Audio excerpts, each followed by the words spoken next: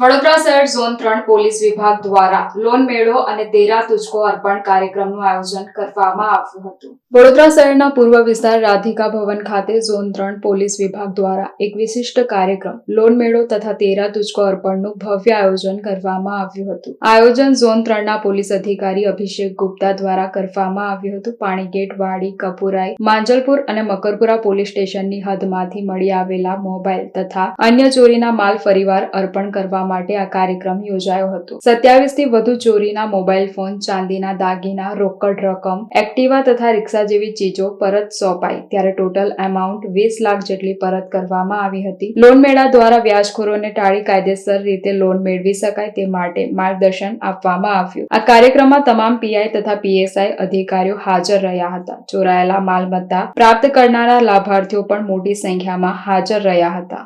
Thank you. મને Mike આપવા બદલ. હું કલાદર્શન 4 રસ્તા ઉપરથી સાંજના 8 વાગે જતી હતી ત્યારે કોઈ 2 જણ બાઇક ઉપર આવીને મારો અછોડો તોડી ગયા હતા અને માથા ઉપર, મોઢા પર અને માથા પર બધું બાંધેલું હતું એટલે હું જોઈ નથી શકી કે કોણ હતું, પણ બંને બ્લુ કપડાં પહેર્યા હતા. પરંતુ મને આ પોલીસ ઘણી મદદ કરી અને મને મારો અછોડો પાછો આપ્યો છે. એ બદલ હું ખૂબ ખૂબ આભાર માનું છું. જય શ્રી કૃષ્ણ.